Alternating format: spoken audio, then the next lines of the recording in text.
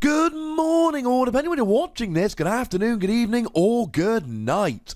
My name's Ross, and as always told, I had a voice radio, so today we're going to be looking at a couple of reprints, but reprints which are really good and really needed, and could really quite transform the format, and no, I don't think I'm going over the top when I say that. The first of which, we are getting a reprint of Palpad. Now, these were revealed on the official Japanese Pokemon website, and Palpad we've had before. I mean, you can see by the artwork, it's clearly Palpad, although Autobot Tester on Twitter did confirm it for us. Shuffle 2 supporter cards from your discard pile back into your deck. Cool. Now, we had this before. This was printed in Flashfire, and it saw a little bit of play here and there. Some people did use it. It was quite popular. Lysander came around in Flashfire, and it was quite popular for that. And it saw a bit of play, but not all that much. And then 6 months after that, 2 sets later, we got Versus Seeker, and everyone basically went, screw you, Palpad. We don't need you. We've got Versus Seeker. Versus Seeker is younger and better. Well, now we don't have Versus Seeker anymore. So maybe Palpad coming back in Ultra Prism is exactly what we need. We don't have great ways to get supporters back at the moment. In fact, the ways we've got are really quite, I think, suboptimal would be a polite way to put it. We've got Lucamine, the supporter card that allows you to take 2 supporters and or stadium cards. That's 2 in combination of, you can't get 2 of each. 1 of each or 2 of either into your hand, but then you've got to wait a turn to actually use it. You can't use a Guzma if you use your Lucamine for the return to get the Guzma out of your discard pile. That's a little bit annoying. Similarly, some Pokemon like Gardevoir and Decidueye have GX attacks which allow you to get these back. Gardevoir puts 10 cards from your discard into your deck. Decidueye puts 3 cards from your discard into your hand. Either way, these are not phenomenal attacks for using a Guzma now. With Decidueye, you can get 3 Guzma out of your discard ready to use next turn, and that's nice. And hopefully you won't get end and lose it. Similarly, Gardevoir, getting all 4 of your Guzma back into your deck is a good thing, because then they're available to use later on. But they're not available to use now, and that, I think, is the real issue here. Because you need them now. And if you're using a GX attack to get these back, then you use your GX attack, good, and then it's your opponent's turn. So maybe they end you and you lose them, or maybe you just have to wait a turn. You're giving your opponent a turn to win.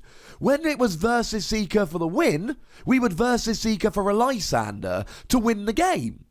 And if we didn't, a lot of the time our opponent used a Versus Seeker to grab a Lysander to win the game. Using an attack is not great. Now, I did a video yesterday about a new Spiritomb card that allowed you to get some of your supporters back, which was nice.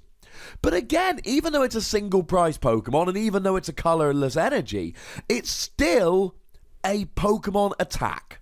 It is still something where you use the attack now, and then next turn they're available to use. Well, here's a secret about using stuff like Guzma in the late game.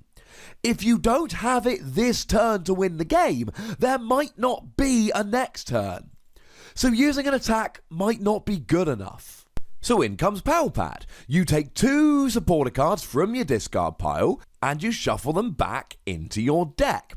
Now, this is quite good, but one thing that we do have to mention here, you don't actually get them back. This isn't Versus Seeker. What was amazing about Versus Seeker is, you drew a Versus Seeker, you got back the Lysander and played it immediately.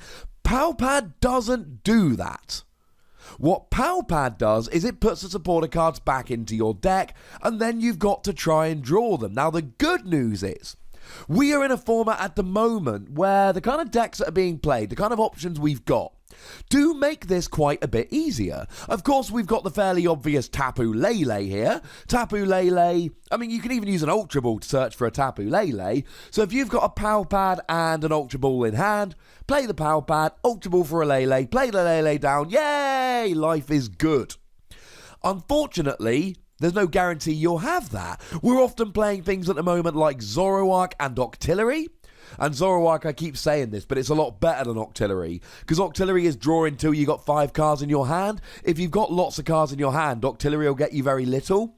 Zoroark will always get you 2 cards, I suppose, unless you literally don't have any cards in hand to discard in the first place.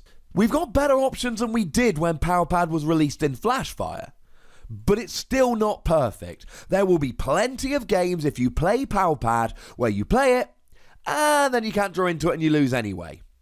But sometimes it's going to work. It didn't see very much play before, even before Versus Seeker. Having said that, Versus Seeker, when it was originally printed, used to be like a 1-of index. Versus Seeker was not a 4-of back in the day. It only became that when it was reprinted in Phantom Forces. The difference here really is twofold. Firstly, as I've said a couple of times, we've got good Pokemon draw like Zoroark and Octillery that make us less reliant on the draw supporters, which is good.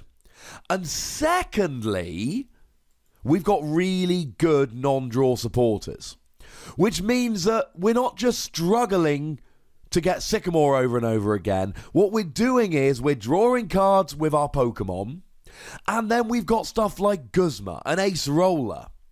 And then we adapt our decks to use strategies where the more we can use, the more we win. Great example of this, Ace Roller in a Golisopod deck. Golisopod has 210 HP, so as long as you're not one-hit KO'd by something like a Volcanion, you should be able to withstand a hit from most things. And then you need to come active every turn in order to do the most amount of damage using First Impression. Ace Roller heals you and allows you to bring another one active so that you can do First Impression for 120 rather than 30. It is great. But you can only play 4 in your deck. Well, now with Power Pad you can play 6, or with 2 Power Pad you can play 8. We've got a bunch of Disruption supporters at the moment, like Delinquent, Team Rocket's Handiwork and Team Skull Grunt. And sometimes the more of them we can play, the more we can win. And of course, let's not forget your boy Guzma. This wins games. People win games because they draw into a Guzma. So, if in the mid to late game you can put 2 more Guzma into your deck, it means you're more likely to draw into a Guzma when you need it, which means you're more likely to win the game. And the great thing about Power Pad is you can play a bunch of these supporters, just play 1 or 2 copies, and recover them with Power Pad like we did back in the day with Versus Seeker. I know it didn't see a lot of play when it was revealed and released officially before, but I do think it'll see a lot of play now. We're used to recovering supporters with Versus Seeker. We're going to want to do it with Power Pad. And with the Pokemon draw we've got and the really good non-draw supporters we've got, that really opens up a card like Power Pad. Let's face it, Tord Reklev won the London International Championships, and he did it with a deck that played 4 Puzzle of Time to recover cards, including supporter cards. Yeah, that. Now, the other card I want to have a quick chat about in this video is Pokemon Fan Club. Now, Pokemon Fan Club is actually legal at the moment. It was reprinted in Generations. But the reason why it's relevant here is that Bridget is going to rotate in September. It's not been officially announced, but the rotation is going to be Sun and Moon on. Come at me, bro. So, we're not going to have Bridget anymore. Fan Club is not quite the same. Bridget gets you 3 basics straight to your bench. Fan Club gets you 2 basics, but into your hand. Now, it is 1 fewer, but you get to use coming into play abilities. So a Pokemon Fan Club can get you a Tapu Lele to use Wonder Tag next turn. Or we've got Darkrai and Giratina Prism Star being released, which have the same ability as the old Pachirisu, although it's Darkness Energy for Darkrai and Psychic Energy for Giratina, whereas it was Lightning Energy for Pachirisu. So being able to use a Pokemon Fan Club to search them out and then bench them with 2 extra energy attached is something we are likely to want to be able to do. Pokemon Fan Club being reprinted now is not particularly exciting. If Pokemon Fan Club was going to see play over Bridget, it would be seeing play over Bridget. They're both legal. It's not. But just keep this in mind because it is going to be legal now after the rotation in September. Bridget's not. That alone makes it worth considering. I think Power Pad's going to be a 4 Wassy card. I don't think it's going to be in every single deck. I don't think it's going to be a 4 of in every deck like Versus Seeker. But I do see it being 1 or 2 copies in a lot of decks. I think it's going to be a fairly good card. I know it wasn't last time, but honestly, I think this time it will be. But as always, I welcome your comments, your questions, your queries, and your quibbles. Let me know in the comment section. Go nuts. Be nice. How much play do you think Powpad will see?